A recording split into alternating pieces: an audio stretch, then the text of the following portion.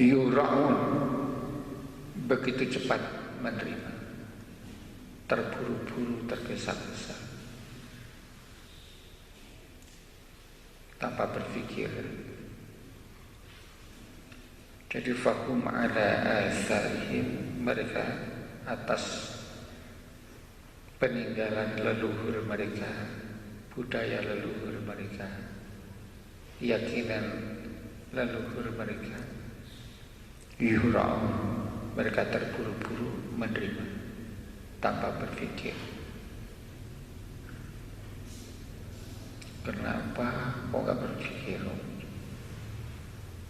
Kok pakai perhitungan hari? Katanya siapa? Kenapa harus turun tanah dengan menggunakan acara turun tanah? Kenapa nggak dipikir dulu dengan menggunakan standar wahyu? Begitu cepat mereka menerima adat kebiasaan secara estafet dari leluhur yang sesat seperti itu. Itu yang membuat, yang mengakibatkan mereka masuk neraka itu. Ini pelajaran buat kita. Kita harus memiliki filter, memiliki rujukan dalam berkeyakinan, dalam berbudaya, dalam berkehidupan. Jadi bukan cerita kosong kayak seperti berita Jawa Pos, bukan, berita koran. Ini kisah hidup untuk menggugah berpikir kita. Jangan asal ikut-ikutan. Walaqad dhalla, dan sungguh telah sesat, dhalla sesat, qablahum, sebelum mereka, aktsarul awalin, kebanyakan orang-orang al-awwalin, orang-orang yang dahulu. Jadi mayoritas umat-umat yang dulu adalah sesat. Itu yang mereka ikuti, budaya itu yang mereka ikuti, adat itu yang mereka ikuti. Walaqad arsalna, dan sungguh kami telah mengutus, fihi, pada mereka, munzirin, orang-orang yang memberi peringatan. Secara estafet, sambung menyambung, Allah mengutus para utusan, para nabi. Fanzur, maka perhatikan. Kalau ro'a itu melihat dengan mata. Kalau nazara yanzuru, unzur itu melihat sambil berpikir. Nazara yanzuru, melihat sambil berpikir. Dalam bahasa kita memperhatikan. Sehingga nazara ini tergantung kepada siapa yang melihat. Kita melihat langit, fanzuru ilas samai, maka perhatikan langit itu. Ya, kita sebatas memperhatikan ini saja. Tapi nazara bagi orang ahli astronomi, mereka berarti melakukan kajian, melakukan penelitian. Maka lakukanlah penelitian, wahai para ahli astronomi, ahli tentang alam raya ini.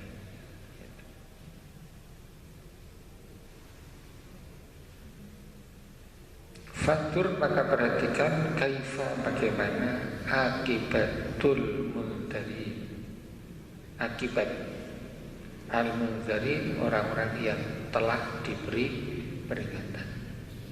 Perhatikan orang-orang yang sudah diberi peringatan, yang mereka tidak mau dengan peringatan, mau ibah peringatan dari Allah. Nah, illa kecuali ibadallah, abdun zamannya ibadun, hamba Allah, al-mukhlasin, yang ikhlas. Nah, yang ikhlas ini pemungkas, penentu dari bagaimana agar kita bisa selamat dari cara berbudaya, cara berpikir yang salah, cara hidup yang benar di dalam menghadapi ayat-ayat Al-Quran. Firman Allah hendaknya didekati dengan ketulusan, dengan keikhlasan. Jangan menentang dulu, terima dulu.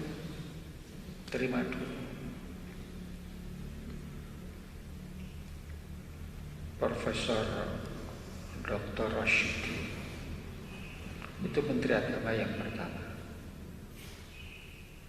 lulusan Al-Azhar, hafal Al-Quran, lulus dari Sorbonne,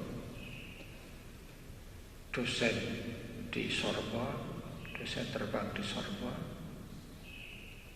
Kemudian tahun 80 beliau mewakili Pak Nasir, karena Pak Nasir sudah dicekal untuk keluar negeri. Beliau yang mewakili, ya berarti saya juga yang menyambung untuk menerima beliau di Mekah. Setiap 1 tahun minimal 2 kali sidang di Rabithah Alam Islam. Pak Rashidi itu dosen falsafah di Sorbonne. Beliau bilang kepada saya, orang Indonesia tidak mengakui saya ini seorang ahli falsafat. Bisa dibaca kuliah falsafat beliau yang dijual di pasaran, standar untuk perguruan tinggi. Beliau bilang sama saya, orang Indonesia tidak mengakui falsafah, ahli falsafah Indonesia tidak mengakui saya ini seorang ahli falsafah, karena mereka menganggap saya di dalam agama menerima lebih dulu. Jadi orang ahli falsafah itu definisi falsafah itu al-bahthu an haqiqatil asya, mencari hakikat sesuatu. Dengan apa? Dengan akal. Jadi mencari hakikat sesuatu dengan akal. Oleh karena itu sebuah kebohongan, ketidakjujuran, kesalahan besar. Sebab apa? Akal tidak mampu digunakan untuk mendekati apa yang ada secara utuh. Apa yang ada itu bukan hanya apa yang tidak di mata. Di balik yang empiris, yang nyata ini terbentang maha luas alam non empiris. Akal hanya bisa digunakan untuk mendekati segala yang empiris, yang nyata. Itulah yang disebut rasional itu, masuk akal. Tapi di balik non empiris, akal tidak bisa mendekatinya. Dari mana manusia akan kemana manusia? Untuk apa manusia? Apa yang terjadi di balik kehidupan ini? Setelah mati manusia, bagaimana? Di balik kehidupan dunia ini ada apa? Akal tidak bisa. Apalagi sampai siapa pencipta pengatur alam semesta, akal tidak bisa. Alam non empiris hanya bisa didekati dengan supra rasio atau rasio murni. Itulah wahyu. Oleh karena itu, kalau orang-orang ahli falsafah dengan bangga mencari hakikat sesuatu dengan akal, bohong, nggak bisa. Oleh karena itu kata Pak Rashidi, sesuatu yang harus kita imani, kenapa harus ragu? Karena itu orang ahli falsafat melihat sesuatu dilihat dari sisi keraguan, tidak percaya atau ragu. Dari situ katanya kemudian dicari hakikatnya. Jadi dari ragu dulu, dari tidak percaya dulu, baru mencari kebenarannya. Nah, kalau Pak Rusdi kok seorang ahli falsafah, orang yang beriman. Kalau saya, apa yang ada tentang surga neraka, ya harus saya imani. Langsung saya terima dengan penuh keimanan, jadi iman. Nah, jadi dekati Al-Quran dengan iman. Percaya. Aman wa amilus sholihat. Iman. Iman itu bukan letaknya di mata. Iman itu letaknya bukan di akal, di hati. Sebab ternyata dalam sejarah perjalanan hidup kita, tidak setiap yang ada itu bisa dilihat dengan mata. Dan tidak juga apa yang dilihat dengan mata itu pasti benarnya, tidak.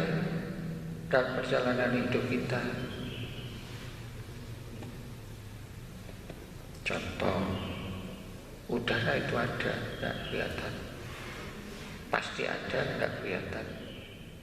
Dengan akal kita pun roh itu ada, percaya roh itu ada, tapi nggak nampak, nggak kelihatan. Kita hanya bisa melihat gejalanya. Jadi adanya sesuatu itu tidak harus dilihat oleh mata, tapi bisa dilihat dari gejalanya. Buktinya apa? Orang yang sudah tidak ada rohnya, belum kemana tadi rohnya? Kok kaku membujur? Nah, oh berarti ada. Itu bisa dilihat dari gejalanya. Jadi sesuatu yang dilihat oleh mata iya adanya, benar menurut akal adanya, belum tentu juga benar. Langit itu apa? Yaitu atas itu biru-biru itu kata siapa? Coba dekati ke sana, naik pesawat, tidak ada. Kita masuk di rumah orang kaya.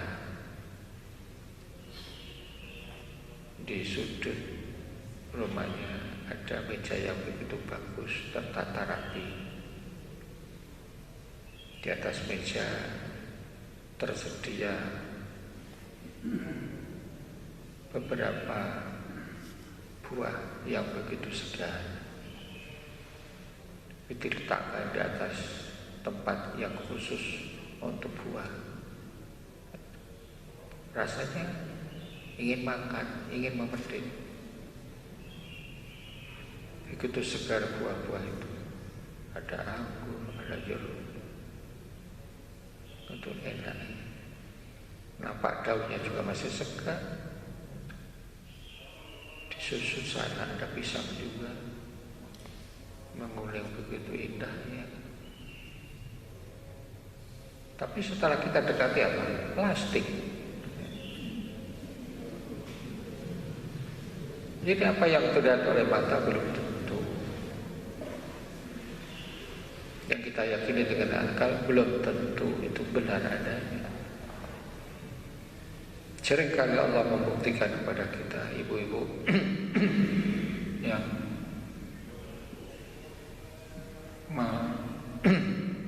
menjahit dengan pakai kacamata atau tidak, tahu-tahu jarumnya jatuh, sudah digerayangi bola balik. Mana tadi sudah sampai gerayangi, lihat diurut lagi. Setelah hampir putus asa sudah berdiri, tahu-tahu di tempat itu juga, di depannya juga. Tadinya kemana? Nah, itu ayatul min ayatillah. Jadi dekati ayat Al-Quran yang menjelaskan apa yang ada yang sesungguhnya. Dan itu diakui oleh para pemikir, termasuk Karl, seorang dokter yang hobinya berpikir dan berpikir. Beliau berkesimpulan juga seperti itu. Jadi dekati dengan iman, karena wahyu itu pasti benar. Ayat-ayat dekati dengan iman. Dengan begitu kita akan bisa menikmati ayat Al-Quran kata demi kata dengan penuh takbir ya. Kita ulangi lagi ayat 62. Adzalika, apakah itu kenikmatan ahli surga yang seperti itu, khairun, lebih baik, nuzulan, hidangannya atau tempat tinggalnya, atau syajaratuz zakum, pohon zakum. Inna, sesungguhnya kami, kata Allah, ja'alnaha, kami menjadikannya, pohon zakum itu, fitnatan, fitnah, ujian, lidzalimin, bagi orang yang diuji oleh Allah, gak percaya, gak lulus mereka. Kenapa? Mereka melihat dengan akal.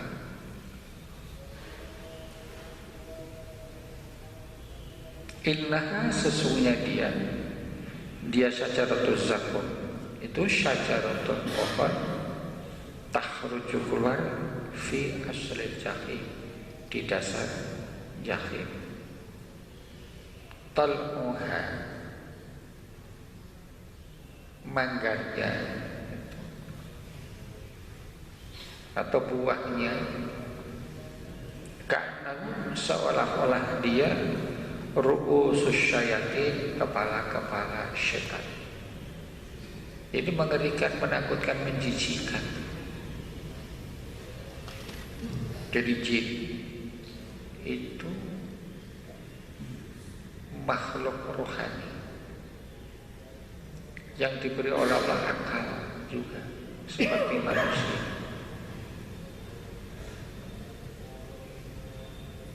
Tetapi nampaknya laku perbuatan itu ada hubungannya dengan bentuk mereka.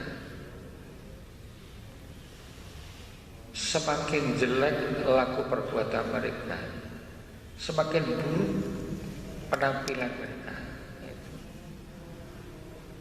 Jadi menjijikkan, mengerikan, menakutkan. Fa'innahum, maka sesungguhnya mereka itu la'akilun, mereka ahli neraka itu pasti akiluna, mereka makan, minha, daripadanya, famaliuna, maka maliuna, mereka memenuhi, minha, daripada syajaratuz zakum itu, al-butuna, perut-perut, jadi sampai kenyang. Summa, kemudian, innalahum, sesungguhnya bagi mereka, alaiha, di dalamnya neraka itu, lasyauban, campuran, min hamimin, dari air yang panas. Jadi minumannya tercampur dengan air yang panas. Campur apa? Ya, bisa campur darahnya orang ahli neraka. Bukan air yang mendidih, yang bening kayak ledeng, itu bukan.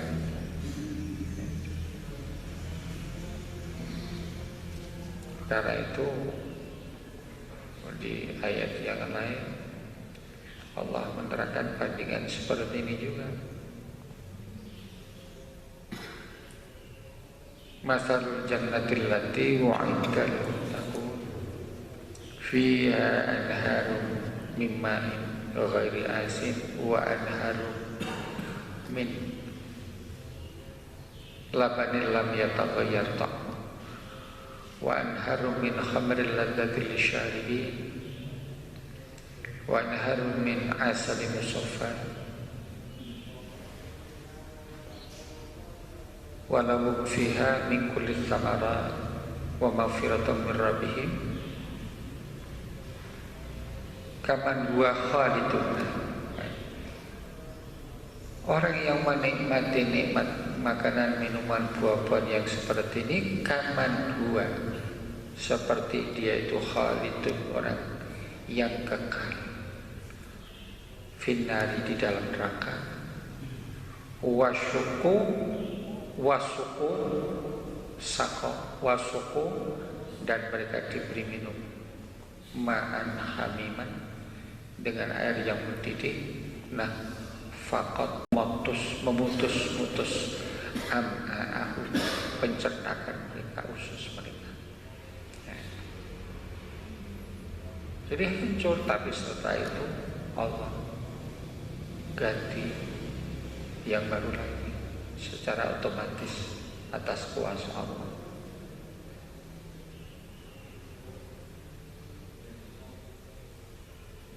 Summa inna marjuhum, kemudian sesungguhnya tempat kembali mereka la ilal jahim, sungguh kepada neraka jahim. Nah, sebab apa mereka kok seperti itu? Nah, ini akan menjadi pelajaran buat kita. Karena innahum, sesungguhnya mereka alfau, mereka bertemu, lahir, hidup di lingkungan aba'ahum, bapak-bapak mereka, dolin, mereka sesat, hanya ikut kepercayaan, adat, kebiasaan leluhur orang tua. Nah, kalau di kita malah dihidup-hidupkan budaya itu, adat itu. Fahum, maka mereka ahli neraka dulu waktu di dunia itu ala asarihim, atas peninggalan mereka, yuhra'u, mereka tergesa-gesa, begitu cepat menerima. Yuhra'u, tergesa-gesa. Tergesa-gesa apa? Menerima begitu saja tanpa berpikir panjang. Kan Allah memberi akal, kan Allah memberikan syukur kepada kita. Kenapa nggak dipakai akal dan emosi dan perasaannya? Karena itu kita selalu mempertemukan rasio dan rasa kita dalam memahami ayat-ayat setiap waktu di masjid ini. Karena apa?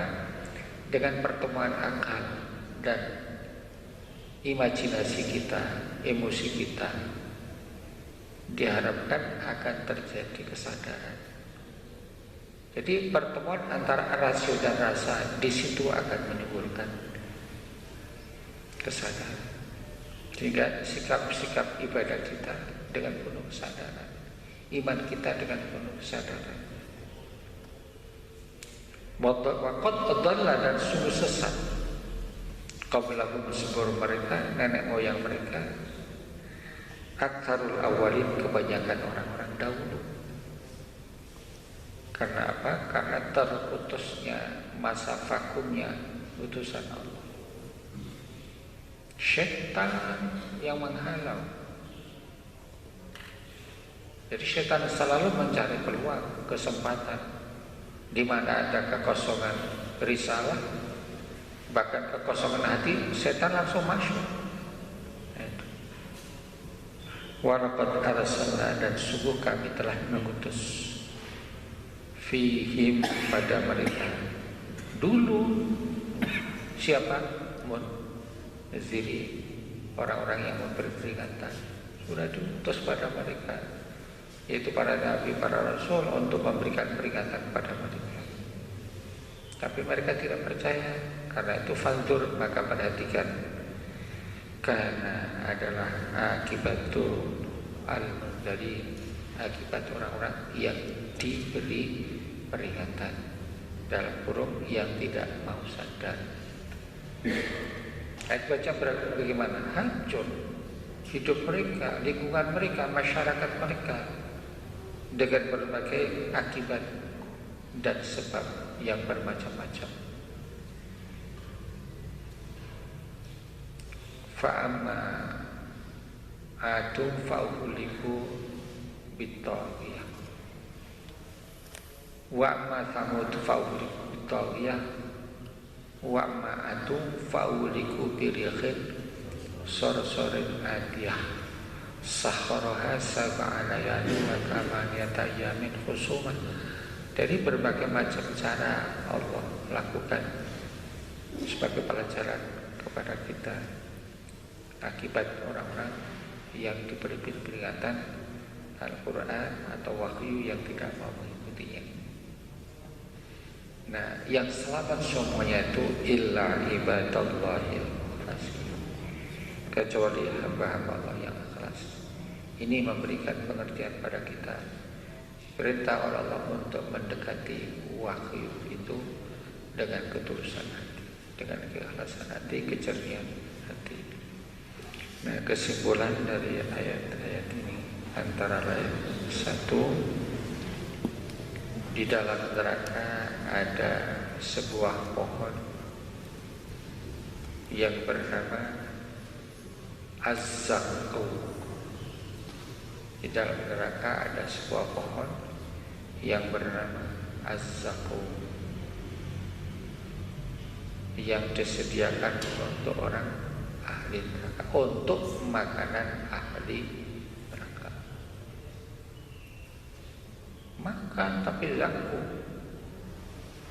kok dimakan wong lampah, kok diminum wong haus. Sudah tahu hancur, tapi kok diminum haus. Jadi di dalam neraka ada sebuah pohon yang bernama Az-Zaqqum untuk makanan ahli neraka. Dua,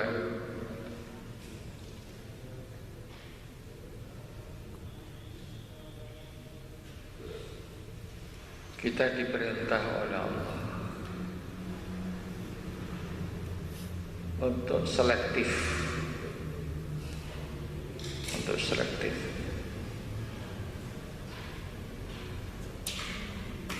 dalam menerima adat budaya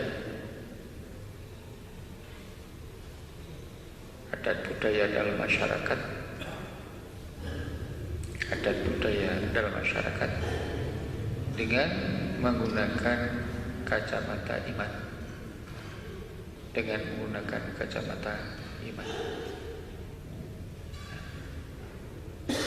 Jadi kita harus selektif terhadap adat budaya dalam masyarakat dengan kacamata iman. Adat, kebiasaan, budaya itu bisa diciptakan melalui kebiasaan. Karena itu budaya itu dalam kata mereka, dalam mendefinisikan cipta karsa manusia, itu bisa diciptakan oleh manusia dengan dibiasakan, akhirnya menjadi adat. Kalau sudah masuk menjadi adat, itu sudah emosi, perasaan yang lain, akal tidak bisa. Ya, kita diperintah oleh Allah untuk selektif di dalam menerima adat budaya di masyarakat dengan menggunakan kacamata iman. Iman kita memberitahu pada kita bahwa kita harus meyakini kekuasaan Allah, kita harus beribadah hanya satu kepada Allah. Kita tidak boleh minta lindung, minta tolong keselamatan kepada selain Allah. Itu prinsip. Karena itu semua keyakinan ajaran yang akan membelokkan dari itu syirik. Ya. Kemudian yang ketiga, kita diperintah untuk mempelajari sejarah dan mengambil pelajaran apa yang terjadi pada sejarah.